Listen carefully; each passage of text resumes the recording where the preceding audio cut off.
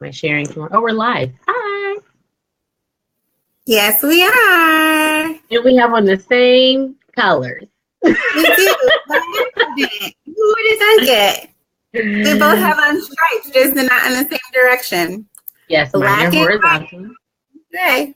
Black and gray, black and gray. Okay, so now what I'm going to do is we need to share, copy link. And I need to share. Okay. When God says wait. What was the song that I posted earlier? The Be of Your Courage. And be of your courage. Wait on the Lord. Remember that song? No, but Abe was laughing at you. You're not supposed to laugh at your auntie. She's laughing at you. So, what do you for dinner while we're waiting for some more folks to come on? Am I posting in the event page? You are. Yes, okay, great. Anyway, go ahead. What did you eat for dinner? What did I eat for dinner? I had a bite of, I made the kids, I call it refrigerator food. When you just launch a lot of stuff in a skillet and you make a wonderful, fantastic situation. So yesterday I ground turkey, and the night before I had made this bean mixture with white beans, corn, black beans, and onions. I put that with the ground turkey. Then I added some rice, and then I had some leftover pasta sauce, because it needed something like some sauce. So then I put, it was like a butternut squash, so there's no tomatoes, butternut squash sauce, and then I added. Squash does something to me. Anyway, it was the refrigerator. My kids call it a leftover pot, and they loved it so much. I made so much of it. Sorry, everybody. I made so much of it that they're going to be eating it all week. Well, that's cool. I had a little bite of that, and then I had a protein shake. What about you? What'd you eat for dinner? Honey child. So I saw someone today with a salad for lunch, and I was like, I want one of those, but I'm on this budget thing. So I came home and made myself a salad for dinner. So it was just spring mix salad, onions, apples, some dried berries. Maybe they were cranberries. I don't know. And what else did I have in it? Oh, and some rotisserie chicken from Sam's. Have you had the rotisserie chicken from Sam's? It's off the freaking chain. A long time. I know. Well, I'm about to reintroduce, and then some light sweet Vidalia dressing. So delicious. What is sweet what? It says you can. How do I invite people when we're on Freedom Girlz? Hey, Karen. Hey, Rue. Can I call you Rue? Oh gosh, help me, Lord. Hi, Aisha. See this is. Help me, Lord. Okay, pumpkin. So why don't we get started to talk about like how the heck we came to this? I think honestly it came from like last Saturday, really. Let's be real. It did. I think so, right? Just yay, Rue. I can call her Rue. Praise the Lord. All right. You got a nickname. Rue. You in Vegas. All right. Hey, Monique. How are you, love?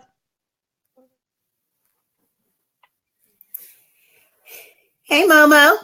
Yeah, so I think maybe the title did come from the Chatterbox event last week as we worked through the Lordless Ladies, theme. And then just even, of course, our lives. I mean, your life and my life. Yeah, I don't know. What do you think? Where do you think we got it from? I don't remember. We were just on the couch.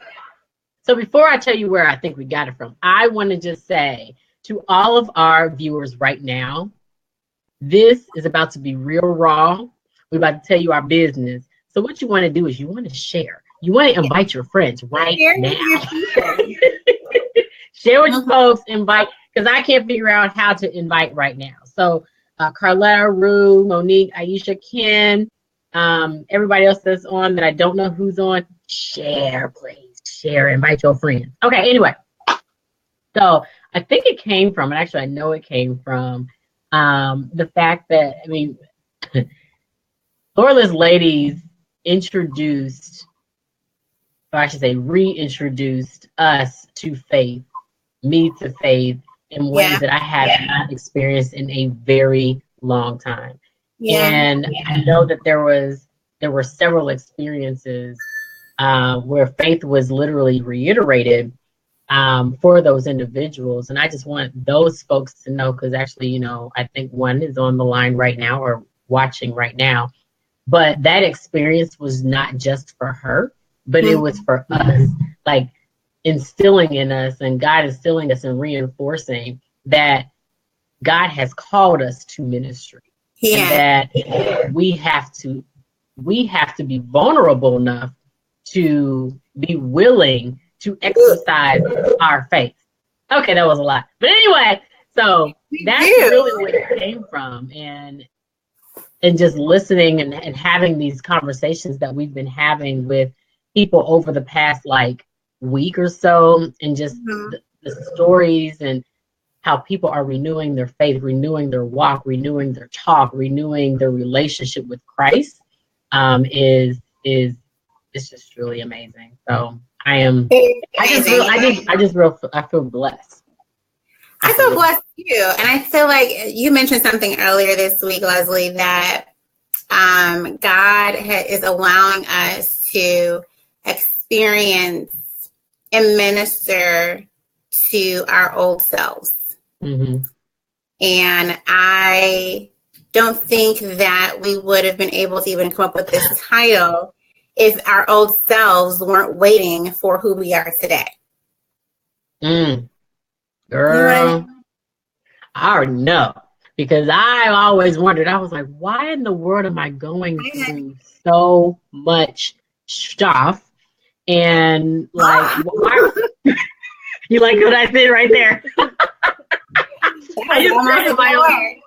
That was a good word, right? Stuff.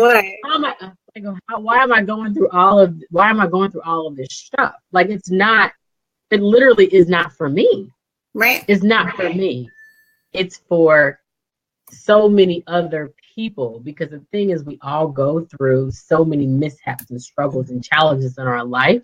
But it's kind of like, how do we get through those struggles? How do we have faith? Like, how do we? I can't say that I'm perfect. And no, I'm going to say sometimes I don't even know. And the honest Mania is more so like it's circumstantial, and it should not be circumstantial.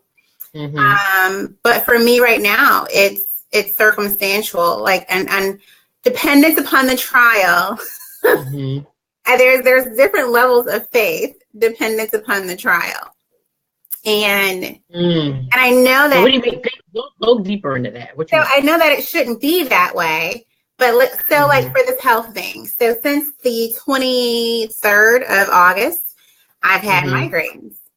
And I'm like, okay, so I got, all type of medicine, and my faith initially was not in God. I didn't got Tylenol and Sudafed.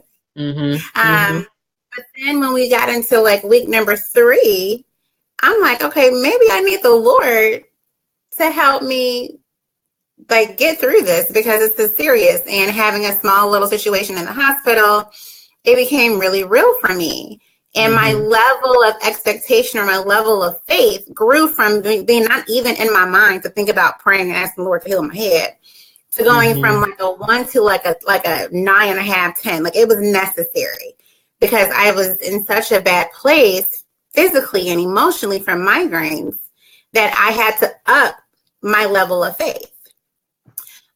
Even with, having anxiety and falling into my old routine of depression, or allowing myself to feel the feelings, right? And so there's nothing wrong with feeling feelings and leveling up like what my perception of my reality is, but I was not leveling up my perception of my reality versus what the Word of God says. when I'm in a very dark place. And so I have to level up my faith when I have a tremendous amount of anxiety, because if I don't level up my faith, then I stay at like 100% anxious versus like 15% anxious. So again, I feel like it's just dependence for me on the circumstance. If I feel like it's urgent, my faith is like up here. I'm like, God, you got this. You can do this.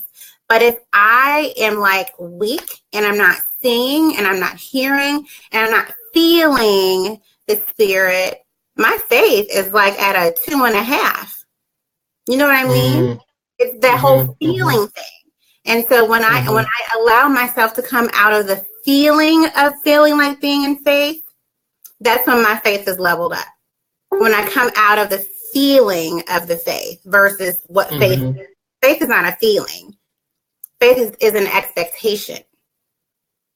Right. Right. Faith is an expectation. So faith is the substance of things hoped for, but the evidence of things not seen. Look at me knowing my scripture. Oh, shoot. Okay, anyway. Snap. But like seriously, like, okay, so let me talk about what happened yesterday. Yesterday, RJ, or Sunday night, RJ woke up at 3:00 in the morning. And I literally I couldn't go back to sleep. And so I'm doing I have a very large speaking engagement next Wednesday at my alma mater. And I literally could not go back to sleep because my mind literally would not shut off because of the planning and all of this that I had to do. But like literally when I was at work yesterday and when I got home, I literally just wanted to pass out.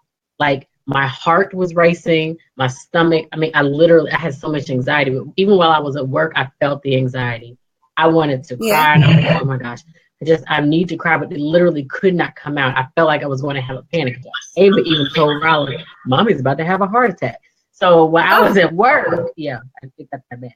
But like yesterday, I was at work. It got so bad. I went in the bathroom. I was like, Lord, I just need to pray. I just need a moment. And I went in there and I bowed down and I just started rocking back and forth. And I was like, okay. No, not on the toilet. Not on the toilet. I was standing up in the bathroom, but I was leaned over and I was like, okay, if the Lord just knows that I do have faith, even though I have so much anxiety, he still can come and rescue me. So we talk about that mustard seed faith. I was just like, Lord, if you can just please just calm my nerves. Please just give me peace. Please just give me favor and just let this feeling go. Now I can tell you all day I had it. It was literally from morning to night. It didn't really help that I missed my train either. And so I had to drive downtown on top of that, and I was tired and had 3 or 4 hours of sleep. But yeah, Lord Jesus, I know. But it's okay. This morning I woke up and I had a migraine. I was like pissed that I had a migraine. So I woke up yesterday. I'm like, oh, I'm at the gym. I'm feeling fantastical. And at around 2:00 this morning, I felt it. It was like awful. And I'm like, you know what? No. I'm like, healing is my portion. It is a promise of the Lord that I will live, that, I have healing, that he has called my body to be 100% whole. I believe in the work that you've done from the weekend of having Heart Life Ministries pray for me on Sunday, God. This is not my life. I am not supposed to live my life with migraines. Mm-hmm. I'm saying these things, but I'm feeling awful. And so then the other part of me is just like, well, this is reality. And maybe the Lord did heal me on Sunday. And then I was like, wait, no, he did. It's his promise. I was like literally battling myself for about 3 hours because I was in so much pain. So I get dressed for the gym. Like, I'm ready. Okay. I still have a migraine. I'm like, the Lord's going to heal me. I'm going to get out. I'm going to get to the gym. I'm going to feel just fine. So I'm driving to the gym and the lights are starting to hit, like the lights coming towards me, hitting my eyes. I feel awful. I had to pull over to vomit because that's how bad I felt this morning. And then I'm like mad at God. I'm like, God, I am leveling up all my faith here, and I still don't feel well. Like, where are you? Where are you? You said that healing is my portion, but my portion is like at 523 vomiting on Vollmer Road. A portion of my guts is on Vollmer Road. But sometimes when you vomit, you feel better, right? But sometimes you have to get the bacteria and the sickness out. Just that did not work today. I'm just saying. Anyway, go ahead. Awful.com. So I got home. I did not go to the gym. I couldn't work out. I was very upset. And I laid in my bed and I said, you know what, God, even though I'm feeling this way today, I still know that healing is my portion. And I am not supposed to live my life in pain. I'm not supposed to go every day in pain. So I'm going to go to sleep. And when I wake up, Lord, I believe that I won't have a headache. And I did. It was about a 45-minute nap. And I felt so much better without me fighting myself. Time where we're in the midst of hell, and the hell really is with ourselves, because we're fighting it's literally the fight of, the spirit and the flesh. And that's where the hell comes in at, because we're driving ourselves back crazy, trying to believe, but then we feel, when the reality is we feel like crap, or life is crap, but we know that God is real. In the middle of there is the torment, because we don't have girl. Yes. So, okay. So my question is, so what do you do when you literally, like Aisha says, when you feel like you want to evaporate? When you feel like you just want to take yourself out of the situation, when you feel like you literally cannot take anymore, when you feel like you just want to take yourself out of life, and I'm talking about suicide, like, what do you do? Because, and I can speak for I'm going to answer my own question, but there was a time, and for those that attended the Chatterbox, it's going to be halfway of a repeat, but there was a time when we didn't have food in our refrigerator, like not a lot. We had condiments, we had bread, and that was about it. So there was a time, and I actually just told Ava this story this week, right, Ava? That I gave her a ketchup sandwich on a hot dog bun, but no hot dog because we couldn't afford. Don't vomit. But the thing is, she loved the hot dog. Well, she loved the hot dog bun ketchup sandwich without the meat when she was about 4 years old, because we couldn't afford the meat to go into the hot dog bun. And I bawled and I cried and I cried. And then there was a time before that our car was repossessed. There was a time before that when we found out our car was repossessed, we found out that our home was in foreclosure. There was a time when, or I should say there isn't. Now, if you ask me how many times my bank account has been overdrawn, I literally cannot give you an answer, because I don't know. Because it's been that bad. I have no idea how many times our bank account has been withdrawn. But God.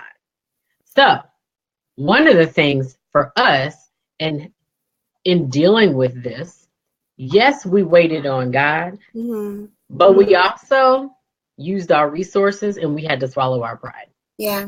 So when we found out the car was repossessed, and we reached out to our parents, because Ava was a baby when that happened, and my parents were like, okay, so what about the situation going with your house? And so we called the mortgage company. They're like, oh yeah, I'm so glad you called, because your house is almost in foreclosure. And then when the food happened, when we didn't have any food, it's just like God was like, let me tell you something. First of all, you need to swallow your pride. Right. Ask for help. It's okay to ask for help. Ask for help. And I understand some people, I get it. We're spiritual. God's going to provide. But sometimes he allows God to provide through other people and through other people. It could be your church. It could be your family. It could be your friends. And I understand being a slave to the borrow. I totally get it. Don't want to be the slave to the borrow. I don't want to be a slave to the lender. Yes, I want to be a slave to the lender. I'm like, what I just said didn't make sense. But sometimes we just have to swallow your pride. When people want to help us, Yeah. sometimes we have to allow them. And somebody told me, because there was a time I did not want to take money from somebody. And they were like, let me tell you something. I need you to take this because God is telling me to give this to you. And I'm gonna miss out on my blessing because you're telling me no. I was like, oh, I never thought about that. Because I'm so prideful that I didn't want to take it. But they wanted to be a blessing to me. So God in return, not that he's a magic genie, but that God could continue to bless them to bless others. Mm-hmm. It's kind of like how Pastor Sam was talking about Sunday. It's a blessing. It's more of a blessing to give than to receive. Mm-hmm. I do want to address Shannon's question. When you have no resource. Yes. What do you do when you have no resources to swallow pride and reach out to? So was your question, what do you do when there is no one to reach out to? I think that's what you're asking. I don't necessarily think that there is like no one. I think it's more of us trusting the people that are within our circle to ask. Mm-hmm. And I also think that, there's also resources. So there's churches, there's different organizations. Mm-hmm. There was a time when we talked to our pastor, and we were blessed by the pastor himself, and not even the church, by the pastor himself sowing into us. Yeah. So sometimes you just have to open your mouth. Yeah. Yeah, when your circle is in the same boat as you, sometimes you need to get out of the boat with the people that's in the circle and then go find a new circle. And that takes time. But let's say like today, right now, right? You got $35.17, but you need groceries and it's gonna be like $200, and your circle broke too. Again, like Leslie was saying, the church is your circle. Even calling 311 if you have to. Governmental resources, all of that, especially if it's a money thing. But if it's not a money thing and you need mental help or you need a therapist, there's free therapy out there for you to have as well. I think that for us, our minds are unfortunately built in a way to think smaller than bigger. You know what I mean? Like we think only with what we can see versus what is actually out there and available to us. And I know Stephanie mentioned that God provides sometimes, and it's not necessarily in the form that we think. And sometimes we think so small, and God wants us to think bigger. He wants us to think bigger. He wants us to come out of our comfort zone, come out of our circle of normal resources. But then again, there's a pride thing there too, I think. And again, that's that middle part, the flesh and the spirit. And the middle right there is where the hell and the turmoil comes, because we don't know which ones to follow. And Holy Spirit gives wisdom too, for who we need to reach out to in those times of desperation. Mm-hmm. He really. And I know there's a lady. I won't say her name because she did not give me permission to say her name, and I didn't even know I was going to be telling her story. But a couple months ago, she gave her testimony via Facebook Live, and she is a well-established woman. I can't even say lady, woman. Probably in her 50s, as college-age student or college-age children. And there was a time, literally, they were in the same boat, not having money, but she's used to, making six figures, lives in an extremely big, beautiful home, driving a luxury vehicle, and eventually had to apply for food stamps. Mm-hmm. And she was like, they are not going to give me food stamps because I have a luxury vehicle. But she had no income. And so she literally had to, quote unquote, stoop lower than what she's used to, the standard of living in which she was used to. She had to literally humble herself before God and say, you know what, I need help. Yep. So let me swallow my pride and go do what I got to do. And they lived off food stamps. I was there. I was just like, wow. Yeah, it was a wow moment. I was like, what do I wear to the place for the ask for the food for the food? Like, I think Jonathan was 3 or 4. I think I was pregnant with Ethan. And at the time, you know, I was a stay-at-home mom. My ex-husband was a VP of a bank, and he lost his job. And we were hungry. And my dad was going through it at the time. He didn't have any money. My brothers didn't have any money to give me. And I'm like, how are we supposed to pay the bills and eat? And I was just online looking for free resources, and DHS was like one of the things. And I had to do what I needed to do. They don't look at your card when you pull up, ain't nobody in the parking lot. So right. Exactly. I went in there. I didn't have any income, and we lived off of food stamps. I had to have my bills paid and everything. And did I feel embarrassed? Heck yeah. I was like, not the Reverend's daughter. In line for food stamps. Baby, bye. You gotta do what you gotta do.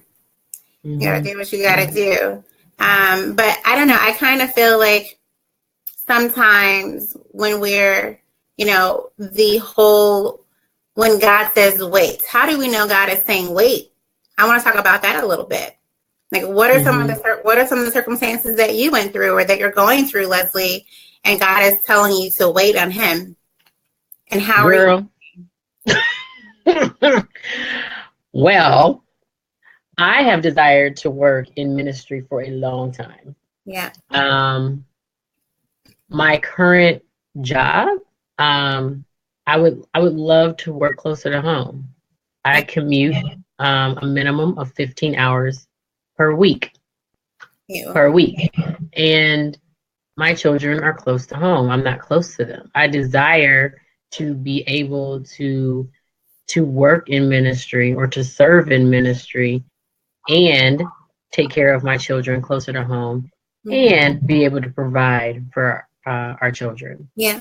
And I'm in a waiting game. I'm in a waiting game. There's been many times.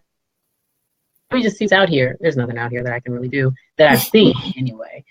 And I have the flexibility that I need with my current job. So I just feel like I'm in a time of waiting. However, I do feel a huge shift. Yeah. I feel a huge shift.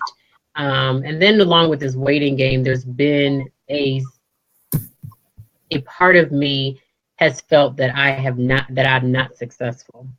And my friends are like, Leslie, but you are successful. I'm like, that's from the outside looking in. And this is probably another show. But my success internally, I just don't feel like I'm there. And it's probably, and I know it's because I'm just not working, quote unquote, in my passion. Yeah. So why don't we give people tips now on how to trust God in the midst of hell? Yeah. So one thing that this morning I heard during my walk, and I'm not sure if you saw my picture earlier. I saw a picture of a guy welding. Yes, I did see that. But I was thinking of, like, what if that was my body, right, that he was welding? What if that was my life? And the word that I heard was stop complaining. And just be grateful. Stop complaining while you're waiting. And I'm like, how am I supposed to do that? Literally. How? And then God said, you're complaining now by asking how. And I'm like, well, I have a legitimate question, Lord. He says, sorry, that's me and Travis Green. That's okay. Love me some Travis. Yes. He says to worship. So number 1 tip, stop complaining and worship. That's deep. So I would say that along with that, number 2 is just showing gratitude.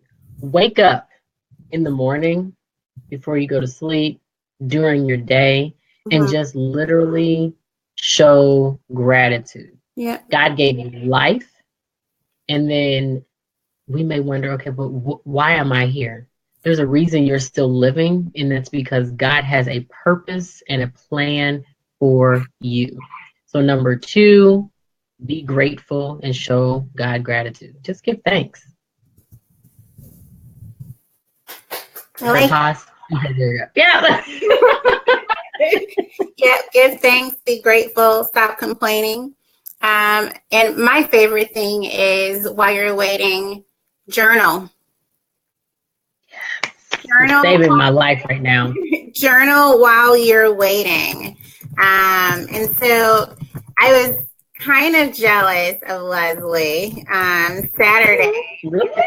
I was like, you had like, first of all, my hand starts to cramp up sometimes, and I can't journal as much as I used to. And I've got things that I need to kind of let go personally when it comes to journaling. I've shared that with you before, Leslie. Not necessarily appropriate for FB Live, but I had resented journaling for a long time, and I'm like, God, that's how I used to get my stuff out. That's how I used to not complain. How I used to get through a period of waiting is by journaling and getting it all out and praying to you and writing and seeing in front of my face that I believe your word. And so my alternative is back to my Evernote versus writing it out because, again, my hand cramps and I got to get some deliverance from some other things. But your journal was fantastic on Saturday. So thank you, love. You're welcome. I would say third tip would definitely is to journal while you're waiting. And that way you can go back and see where you were. Like when God finally says yes, when he has given you the desires of your heart, you can go back and say, I remember on September 19th, when I wanted to commit suicide, or when I had $5.39, that I was feeling this way, but now it's October, and God has fulfilled me in every kind of way. Journaling lets you go back to see where God has brought you from. So that's my third tip. Reflection time. Number 4, I would say be prayerful about your circle. And when I mean that, I mean your accountability circle, your friends, a mentor, someone who can pour into you as much as you pour into them. Someone that's going to keep you accountable for your faith. Someone who is going to keep you accountable for saying, okay, I'm unemployed, but are you looking for jobs consistently? Or are you chilling and just hoping that it's going to rain down? Okay, you need to do your part too. So I'm just saying. That's another tip. I got So being prayerful about your accountability, your accountability people, your accountability. That's right. My 5th tip was not even my original tip, but don't be lazy. Do not be lazy. Do not be lazy while you're waiting. And what I mean by that is, it reminds me of a devotional that I wrote a couple of years ago. From an example, I was in the bathroom and automatic sinks had just came out, like the soap dispensers, but this one particular bathroom did not have that. But I was so used to using the automatic dispensers, right, for the soap and the water, that my mind no longer allowed me to remember that I might have to turn the knob. And so I became lazy in mentality. So we have this thing that we're like this in prayer, right? We have our hands out. Hands out. Ready to receive from the Lord, God. You're going to do it, Lord. You're going to do it, Lord. You're going to do it. But he's like, you need to turn the dial of some things. You need to turn off some friendships. You need to turn off some bad habits. You need to stop being lazy in your prayer time. You need to stop being lazy in your Bible reading. You need to stop being lazy in your eating. You need to be obedient. So there's some things that we need to turn around and shift while we have at one hand out waiting to receive. He's waiting for us to turn the freaking dial. So don't be lazy. I ain't got nothing else to say. I'm done. That right there just sealed the deal for me. I mean, you just preached the whole sermon right there in that tip number 5. This is the MJ show. I'm just here to give her moral support. I'm in the accountability circle. I really don't have any. Just remember that. Receive and turn the dial, okay, guys? I ain't got no say. Well, hallelujah. The Lord is good. Did not our hearts burn? That's what they used to say in the Baptist church. Did your heart not burn tonight? I must not have been at that church because I don't know what you're talking about.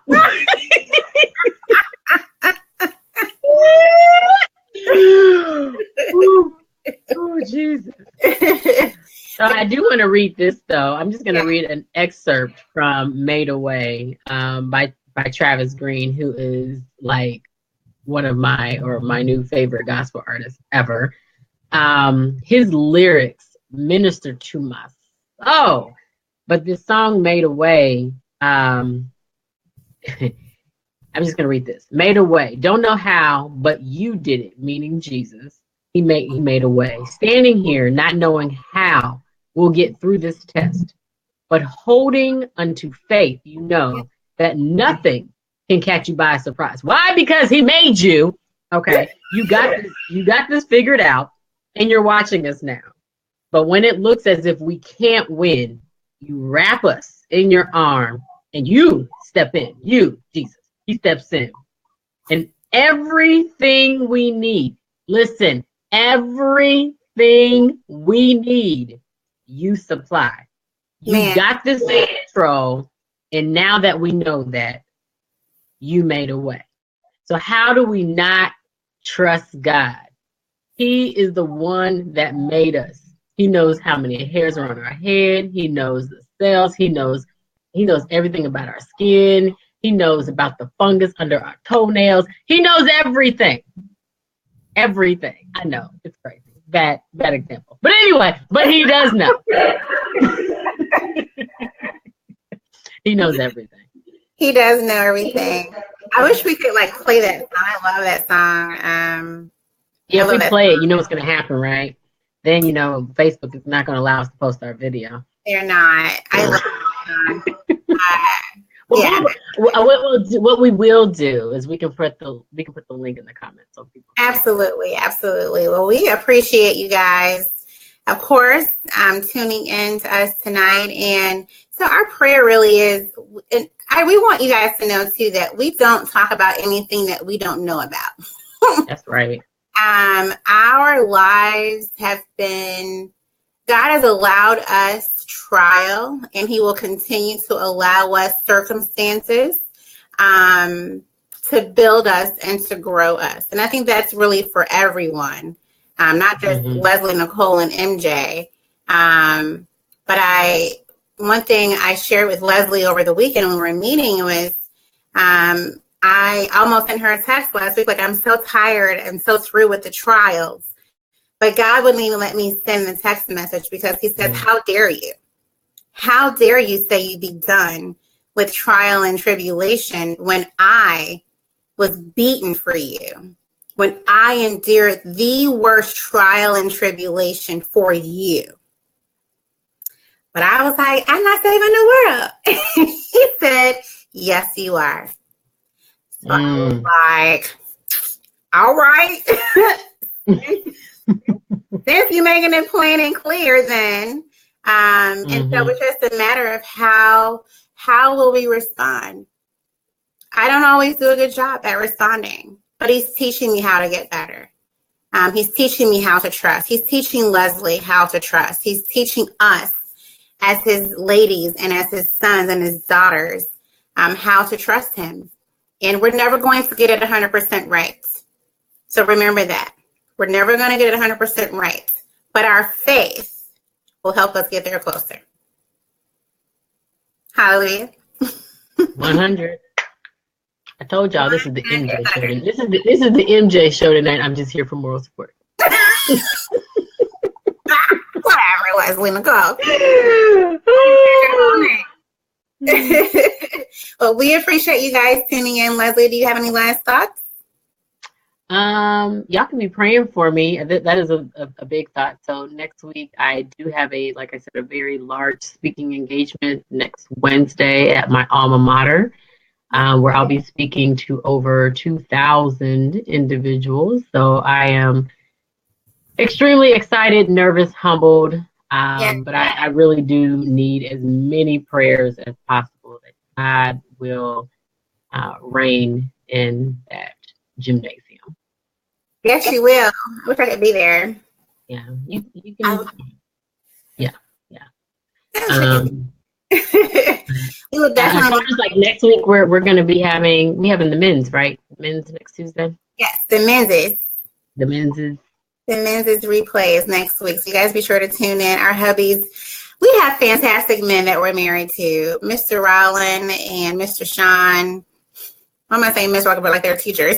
Thank y'all. One of them is. Yeah. We thank God for our husbands for being fantastic and so supportive and patient. So keep them in your prayers. Keep our children in your prayers. Keep Leslie in your prayers. Keep me in your prayers as I continue to believe God for 100% healing from these migraines. And DM us your prayer requests. We would love to pray for you. So, even if it's just us individually or Freedom Girlz, be sure to shoot us your prayer requests and we'll be praying for you. And remember that God wants you to turn the dial a little bit while you are waiting to receive. So trust him. That was so good. Trust him in the process. Hallelujah, right? It was. That was good. Trust him in the process. You're welcome, Shannon. So remember that we are just two wives, two women. Two women first. Two wives. Two moms. Oh, with one mission. I am out of it today. I'm out of it. Let's start this over. We are two women. Two wives. Two moms.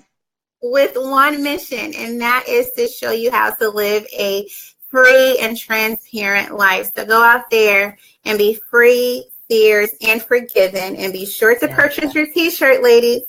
And subscribe to our YouTube channel. Share this Be Live with your circles and with those who need it the most. We love you guys, and we hope you have a good night. Yes, and be tuning in, watching, because we do have some very exciting announcements coming up. We do.